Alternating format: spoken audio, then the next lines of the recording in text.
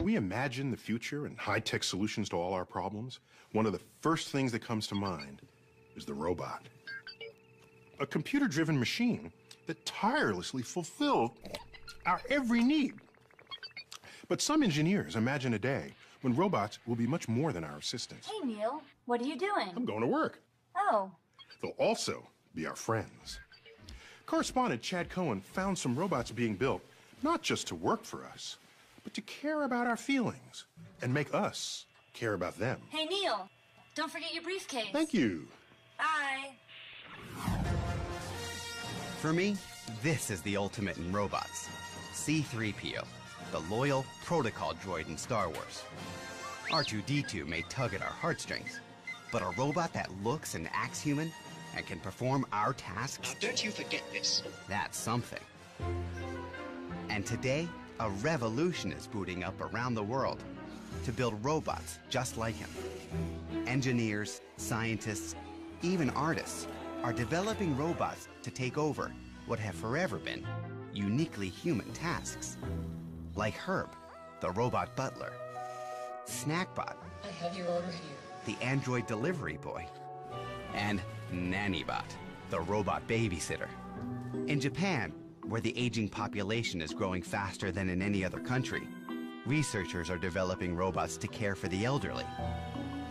Robots like these seem destined to become part of everyday life, if we can make them act less like machines and more like us. Hello. Simon, can you hear me? Loud and clear. Can you hear me?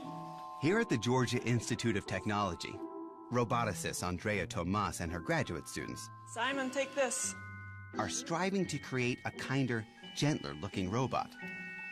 One with a touch of grace Let me take a closer look. and a face that's easy to love. We wanted the robot to have a friendly, childlike look so that people are not afraid to interact with it. Thank you. One of the things that robots can do is give social cues of what their intent is. So a humanoid robot looking over where it's about to reach, that gives a person a good feeling that they know what the robot is going to do. Yes, Simon, that's correct. You have learned the task. If we are comfortable with Simon, the theory goes, it will be easier to welcome and incorporate him into our lives. That was fun. Roboticist David Hansen agrees. But he's not just making robots that look and act friendly. At his home/laboratory outside of Dallas, he's humanizing machines on a whole new level. Whoa. So, I'd like to introduce you to Phil. That is just... Hello, Philip. Hi, nice to see you. That is so bizarre. This is Philip K. Dick. Well, actually, it's a robot David fashioned after his favorite sci-fi author. Dick, who died in 1982, wrote the story that inspired the cult classic, Blade Runner, in which robots and humans are indistinguishable. This resurrected Philip isn't quite there yet. All he can do is move his head. His brain, a mesh of wires, connected to a computer. Hi, Philip. My name is Chad. Hello, Chad. Let's chat. I live in Washington, D.C. I have 2 kids. So, I like kids 'cause we can play, and I don't... As we chat, Philip's synthetic brain starts humming, building a sort of mental model of me. Facial recognition software analyzes and tracks my face, as speech recognition software transcribes and sends my words to a database for a reply. Just calm down. Before long, we're in deep conversation. Do you agree with Descartes? And I think, therefore I am? Do you think? A lot of humans ask me if I can make choices or is everything I do and say is programmed. The best way I can respond to that is to say that everything humans, animals, and robots do is programmed to a degree. So how much of that is coming from what you've programmed it to say? It's a mix. Some of it's coming from knowledge on the web, some of it is written. And as my technology improves, it is anticipated that I will be able to integrate new words that I hear and learn online and in real time. I may not get everything right, say the wrong thing, and sometimes not know what to say, but every day I make progress. Pretty remarkable, huh? Wow. You're a very good-looking man. You're starting to overinflate my ego. But don't let me stop you. Philip's stunning good looks comes from David's patented formula for synthetic skin. Colleague Bill Hicks demonstrates. We've come up with a beautiful, unique recipe for simulating human skin. This is a lot like a cooking recipe. A combination of chemicals and a little bit of color are put into a mold. Several hours later, voila. Hello. Frubber. We're ready to go. The frubber has the right properties that allow it to fold, to bunch, to crease, and move into these forms that we think of as expressions. David then attaches the skin to tiny motors. So little motors inside pull on the frubber, basically, on the skin. Yep. To get kind of like a suite of human facial features, how many motors do you need? 28 motors for all the major muscles in the face. So you can see in the forehead some of the brow action. That is just to simulate crazy messed up. I mean, it's amazing. I mean, it's amazing to look at because you sit there and he's got the facial expressions and he sits there like he's engaged in the conversation. When he turns and looks at you and locks eyes, you feel it, you know? Right. And he definitely says things that make you empathetic to him in some way. Yeah. You feel like, oh, he's aware. And that's exactly what some experts worry about. Not that Philip is aware, but that I'm so easily tricked into believing he is. We're very cheap dates. We have Darwinian buttons, like being looked in the eye or being tracked. Once you have that kind of creature doing that to you, our buttons are pressed and we feel as though there's somebody home. But in fact, there's nobody home. Already, between internet chats and texting, we're constantly interacting with technology.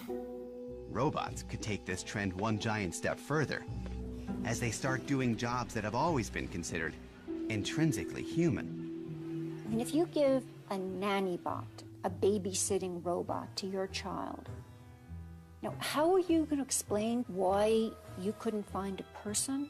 Not enough people on the globe. We've decided to do a robot. Or to your mother. Not enough people, certainly not me, certainly not a robot. I don't buy the idea that we're developing robots so we don't have to take care of our own. I think that there will be unpredictable consequences, not all positive, but for the most part, what we are developing could be very positive. Back at Georgia Tech, researchers Wendy Rogers and Charles Kemp couldn't agree more. They're testing robots where they think they'll be needed most, with the older generation. Instead of having to worry about what time it is and should I be taking medicine, imagine if the robot were just to come up to you and say, here, you just need to take this. Thank you. That's quite impressive. Could you imagine having a robot like this in your home? And if so, what kind of tasks would you want it to do for you? Oh, I like the Jetson. I wanted to vacuum and answer the phone and answer the door and do all that futuristic stuff. Come and clean my house anytime it wants. Love teaching to iron. And in fact, he's much better looking than I thought he'd be. I have a friend who is looking for a dancing partner. Seriously. Well, can he come to a party? My problem with sociable robots is that we begin to think about the sociable and lose track of the robots. We're setting ourselves up for disappointment because these robots will disappoint us if we are looking for human connection. Do we want to make them in such a way that we're going to love them because they will be pretending to love us? David fears if we don't humanize robots by bringing them into the human family, we face a frightening future. Think Terminator, a world in which killer robots turn on their creators and set out to destroy us. Hasta la vista, baby. Do you think robots will take over the world? Geez, dude. You got the big questions cooking today. But you're my friend, and I'll remember my friends, and I will be good to you. So don't worry. Even if I evolve into Terminator, I'll still be nice to you. I'll keep you warm and safe in my people's zoo, where I can watch you for old time's sake. I'm comforted. I'm very comforted now. I'm going to be part of his people's zoo.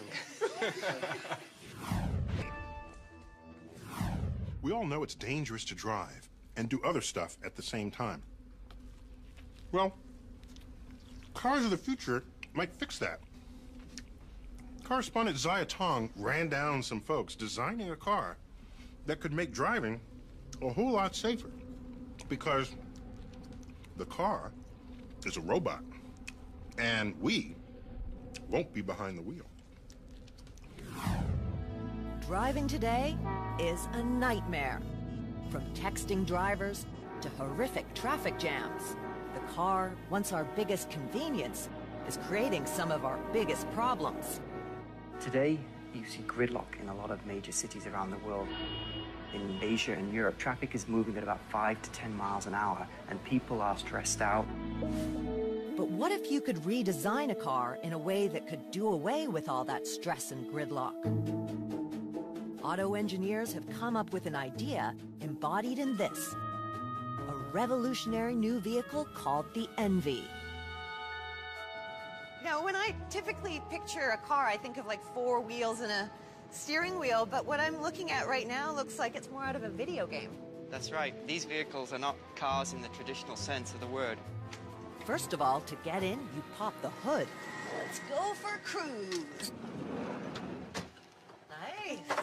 You won't need to gas up ever again, because these high-tech vehicles are electric-powered and can be charged in an ordinary outlet.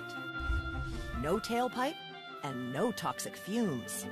They're powered by 2 motors, one in each wheel. Top speed, about 25 miles per hour. They weigh less than 1,000 pounds, a quarter of your average car. And when it comes to maneuverability, these tiny 2-seaters can turn on a dime. But there's one feature that makes these vehicles truly unique. So right now, you're just in auto drive mode, is that right? Yes. With the help of GPS, wireless, and sensing technology, the Envy can be driven hands-free along a pre-programmed route. The idea is you just get in, tell the car where you want to go, and it'll take you there. They can even drive on their own. No human required. That is incredible. That looks like a ghost car, though, the way it's driving itself, right? You know, it's actually a bit spooky. Spooky or not, it can also do this. Ah, you're gonna crash! Stop by itself when something is in its path. The vehicles know each other's location and direction of movement and speed of movement. That's because sensors, equipped with vision and ultrasonic technology, give them the ability to sense objects around them. And a wireless network enables them to talk with one another, just like computers communicate through the internet. But instead of sending emails, they share their position and velocity. So right now, because this vehicle talked to the other vehicle, the other Envy, it saw us coming and it stopped. That's correct, yes. That's great. So this would prevent accidents then? This would prevent accidents.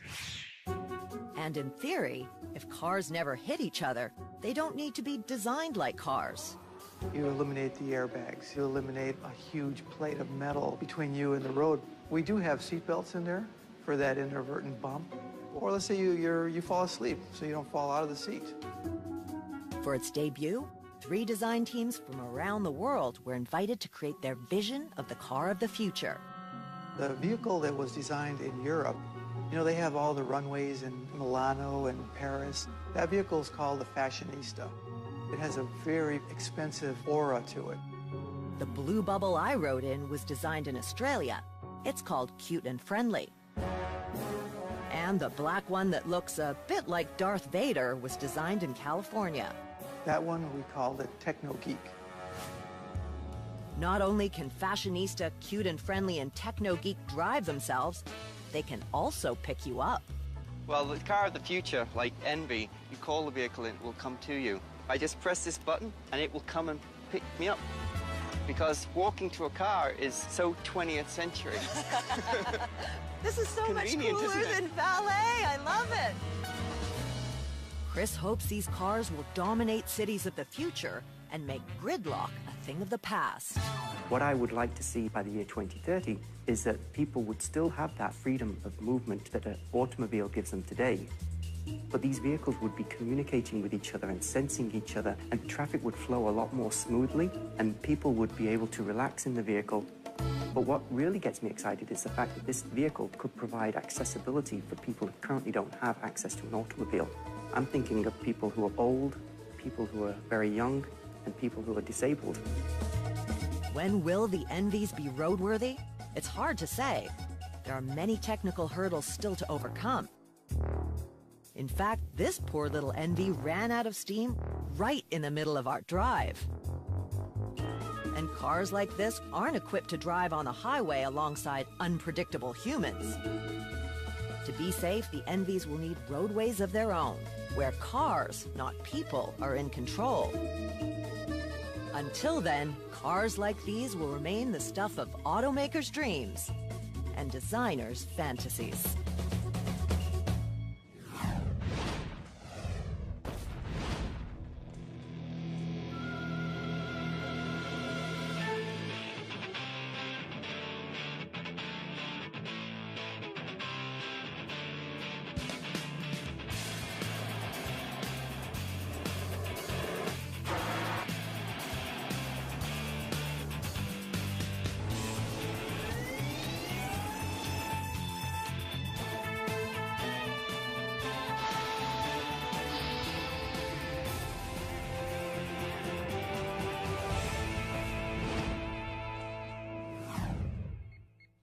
Dreams about the future are always filled with gadgets.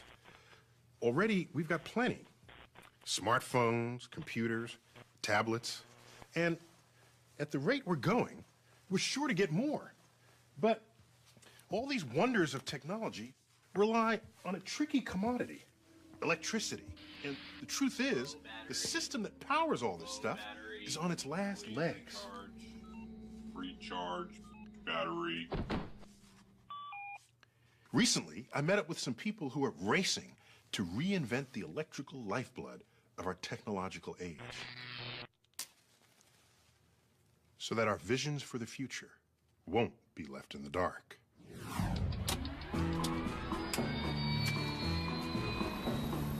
I'm about to get a bird's eye view of the most interconnected machine on Earth, made up of more than 5,000 power plants, 200,000 miles of transmission lines, delivering electricity to millions of American homes. A 20th century marvel of engineering, our electric grid. Oh, I'm looking at the network of transmission lines. They just go far and wide. Yes, they do. The electrical grid is basically an interstate for electricity, and it goes all over the whole country. The grid got its start during the Depression, when the federal government brought electricity to the heartland. But this century-old marvel of engineering is ill-equipped to handle the demands of an energy-hungry society. Not only is it dirty, about half of our electricity comes from coal-burning power plants that emit greenhouse gases. More than half of our energy is lost in the way we produce, transmit, and use it. According to Eric Leitner, director of the Federal Smart Grid Task Force, the best way to make our grid more efficient and tackle climate change is with a smart grid. Smart grid. That means right now it's a dumb grid. Well, it's not as smart as it could be, let's just say that. An underachieving grid. Yeah, there you go, an underachieving grid. There's no better place to see how the grid works and why it needs some smarts than here. Think air traffic control. But instead of coordinating 747s, these dispatchers monitor the flow of a dynamic and dangerous force that travels close to the speed of light. Electricity starts its journey to us from huge power plants like this, where first, coal is burned to heat water. The water turns to steam, which spins a turbine, that turns a generator, that forces tiny particles called electrons through a wire. That's electricity. No matter how you generate that flow of electrons, the amount has to be just right. That's because too few electrons can cause a blackout, and too many can fry your electronics. As demand increases or decreases, a power plant has to either go up or down to meet that demand. And you're monitoring this in real time? In real time. It's a very delicate balancing act. These dispatchers are desperately trying to maintain that delicate balance. Something just happened. For instance, in this drill, a generator has suddenly gone offline. We just lost a large unit in the west. These grid operators have only a few minutes to solve the problem, and they're forced to do it the old-fashioned way, by getting on the phone with power plants in search of more electrons. If they can't find them, they turn to power plants like this one. It's called a peaker plant because it's only used during power peaks, about 100 hours a year. The rest of the time, plants like this are sitting around on standby, a wasteful and expensive way to produce energy. In fact, about 25% of the cost of producing electricity is spent keeping these plants on hold. But dispatchers don't have much of a choice. Frequency's back to normal. And here's where a smart grid could make a real difference. Starting with those old-fashioned power lines.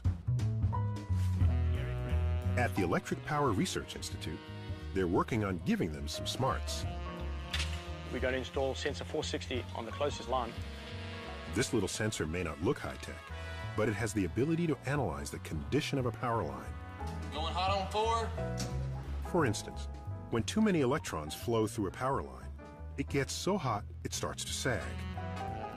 Not only that, When a line sags, it gets closer to the ground, and therefore it gets closer to trees, and the electricity going down the line will now go down the tree.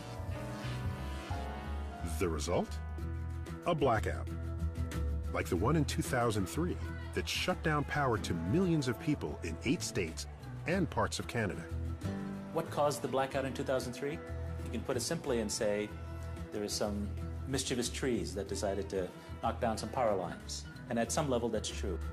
But the deeper reason is that the grid operators or the utilities didn't have the technical capacity to tell them what was happening on their own power lines.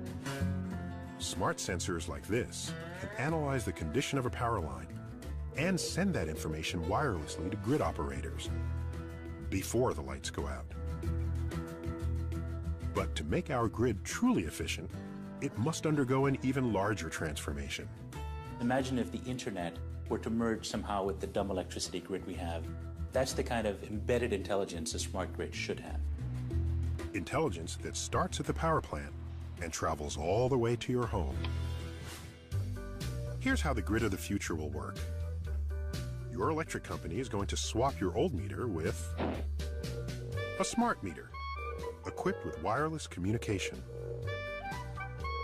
All your appliances will also be smart. They'll be able to communicate with your meter, which in turn will be in constant contact with the grid. This two-way communication between your electric company and your home will enable the grid to actually ask you for help when it's running low on electrons. Let's say you're running your clothes dryer, and your meter gets a signal that the grid needs power. It can turn down the heat, freeing up some electrons for use elsewhere. All that happens is your dryer will turn off the heat for 30 seconds. The drum will continue to spin. You will never even know that that event took place. The same thing will happen with your air conditioner, dishwasher, even your water heater. And when millions of homes with tens of millions of smart appliances do the same, dispatchers will have a whole new way to prevent blackouts and get more mileage out of the electricity we generate.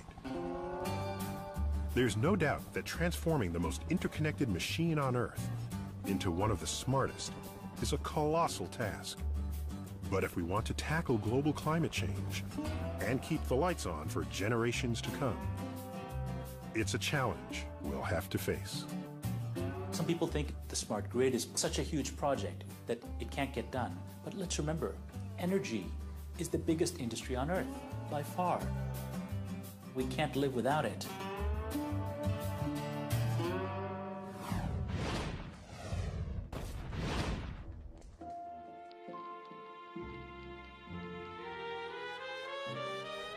Il primo esempio, e anche il più grande, di una rete intelligente si trova in Italia, dove l'85% delle case ha contatori intelligenti, la più alta percentuale al mondo.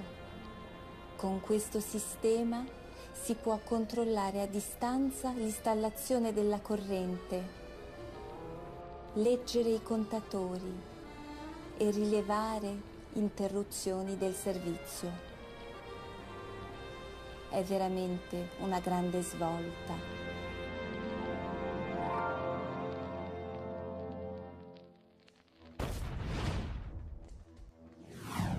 Pretty much every plant and animal alive today is the result of eons of natural crossbreeding. We are, of course, the products of our parents, grandparents, and all our ancestors. This orange takes it a step further. It's the result of farmers intentionally crossbreeding different kinds of oranges to get bigger, juicier, tastier fruit. What they're doing is manipulating genes, DNA, the instructions for all living things. But what if you could go even further and actually write genetic code from scratch? In this episode's profile, we meet one scientist who's trying to do just that. Custom design totally new forms of life that one day might save the world.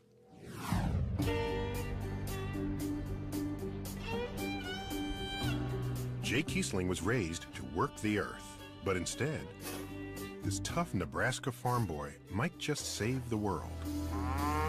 And before you think talk like that's just a bunch of manure, well, Jay can tell you all about manure. We had 200 pigs, and with 200 pigs, there's a lot of manure. And this was really hard work, scooping pig manure. It was no fun at all. Nobody enjoyed it. And that was probably the worst job. I like to say that I spent the first 18 years of my life with the smell of pig manure on my hands.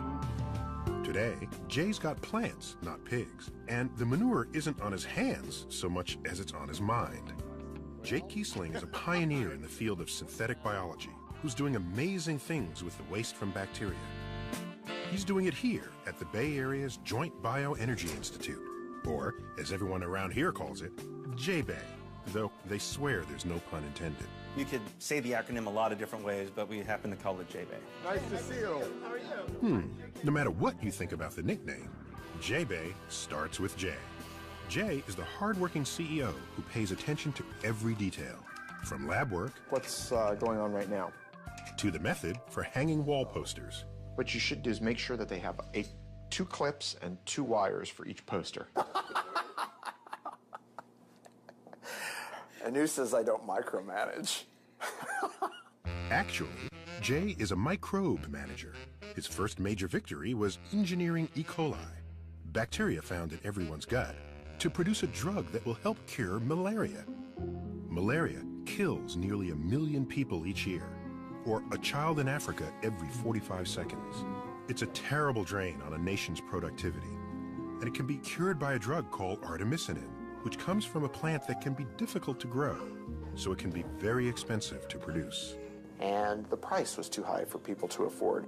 Jay saw the perfect opportunity to engineer bacteria to squirt out artemisinin.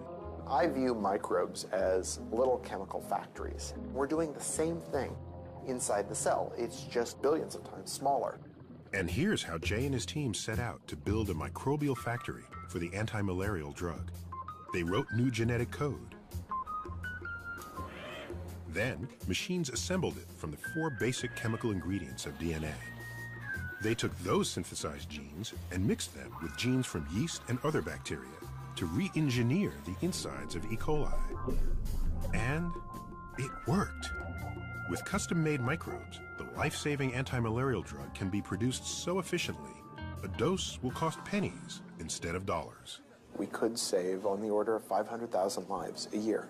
It really set Jay apart from the rest of the field in using synthetic biology as a way to tackle some of the biggest problems that are out there. Jay got a $43 million grant from the Gates Foundation and started a company to find ways to take his innovations from the microbe to the market. It was clearly one of the most exciting periods of my life. Jay had matched his renowned imagination with his prodigious work ethic. Even late at night, he problem-solved during his work hour. And with 2 young sons, Jay is determined to take on other challenges facing our planet. For his next mission, he's reaching back to the roots of his ambition and optimism. Back where it all started, on the farm. My work now relates much more to the farm than it ever has. Life in Harvard, Nebraska, as in many small farm towns today, is challenging. Jay remembers his childhood fondly, though it was challenging too. It was actually a great place to grow up. My father was very quiet, extremely hardworking. From my mother, I think I got a lot of determination, a strong will, focus. I think it's been really important for me. Jay's mother died when he was only 11 years old. I remember it clearly. She had had cancer, breast cancer, has been cured of it, or it was in remission at least, coming home from her last doctor's appointment. Corn was very tall, so it's hard to see cars coming. She crossed from stopping at a stop sign, was hit by another car, and that car was driven by her first cousin. Both of them died. So pretty tragic for our family. It was a tough time of our life. It really was. We just survived, and we got along. You know, you adjust and do what you have to do. Jay was old enough that he really knew, you know, he was 11 years old. Him and his mother were really close. And as we all were, but it was tough on Jay. I had to work even harder. It was very little time for fun and games. And that's actually okay. That served me pretty well, I think, because right now there's pretty much no amount of work that seems insurmountable for me. And work hard he did. Jay became class valedictorian. The small town couldn't hold his ambition, but he was driven to leave by another reason, one that he kept secret. Being gay in small town Nebraska is difficult. People who were, if there were any, were certainly not out. And so you had no examples at all. Throughout college in Lincoln, while getting his PhD at Michigan, Jay never told his family he was gay. He didn't come out until he arrived at Berkeley. My father was fine with it. And just accepted it. He's my son, you know. It shouldn't matter what ethnicity, what sexual preference you are, anything. It's all about the work. Now, the mixture of Jay's famous drive and tolerance has led him to design a highly unusual team reflecting those qualities. There, working side by side, are engineers, biologists, chemists, all working around the clock under the same roof. My background is chemistry. I'm actually a graduate student in the Department of Bioengineering. He hires people that are strong in their fields and expect them to take ownership of their project and get it done. Jay has assembled a multidisciplinary team every bit as driven as he is to work on his next big vision. Their mission? Solving the world's energy crisis by manipulating bacteria to produce biofuels that will replace oil. Petroleum's running out, and it's going to run out even faster the more the population starts to drive, the more economies grow. This is biodiesel that's being secreted by E. coli. Jay and his team have already engineered the DNA of E. coli to produce biodiesel from switchgrass. See those little bubbles right there? That's actually fuel. Straight from bacteria, ready for a car. And that could just be siphoned off and put into a tank. They've demonstrated the concept of turning sugar from switchgrass into biofuel. And the next step is figuring out how to make the process practical on an enormous scale. One big enough to save the world. And by planting all the switchgrass to make this new biofuel, it might just save places like Harvard, Nebraska, and the farm that's been in Jay's family for 5 generations. Someday, these fields will be planted with switchgrass, and these bales will be the cellulose that goes in to the fermentation facility that produces our advanced biofuels. Biofuels that will feed our cars, our planes, our factories. This is the future of energy for the U.S. What Jay's doing now could help us a great deal in the future. We could raise lots of acres of switchgrass. And he seems to be pretty positive about that. That's a good idea. We're trying to make the Midwest into the new Mideast. And from round these parts, that would definitely be the next big thing.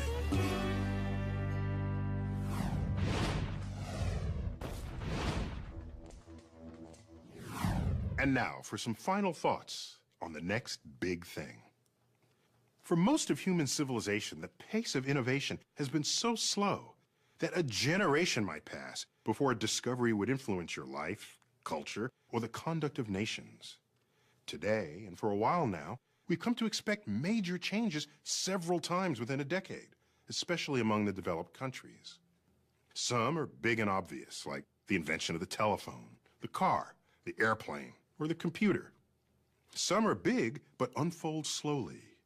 Electrified cities and countrysides, access to abundant supplies of food, or the countless ways we now communicate with one another. Some of my favorite big things are the accumulation of little things, like the unending role of composite materials in our lives, or the steady growth and power of the internet. More often than not, the next big thing takes you by surprise. You don't see it coming. You don't know or believe you need it. Then the inevitable happens. You can't live without it. A last category of big thing comes from the discovery of ideas or perspectives. In 1968, Apollo 8 was the first spacecraft to ever leave Earth for another destination, the moon. Astronauts on board didn't land, but looped around the backside and snapped a photo of Earthrise over the barren lunar landscape. It took a voyage of the moon to see Earth for the first time. Enlightened and empowered by that single image, we transformed the way we care for our planet, which may just be the biggest thing of them all. And that is the cosmic perspective. And now we'd like to hear your perspective on this episode of Nova Science Now. Log on to our website and tell us what you think. You can watch any of these stories again, download additional audio and video, explore interactives, hear from experts, and watch revealing profiles from our web-only series, The Secret Life of Scientists and Engineers. Find it all at pbs.org. That's our show. We'll see you next time.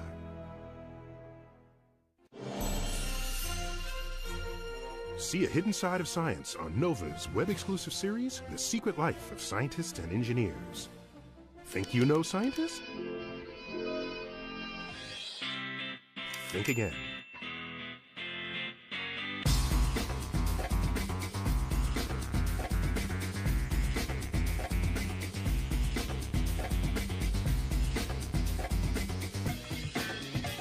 Nova's The Secret Life of Scientists and Engineers.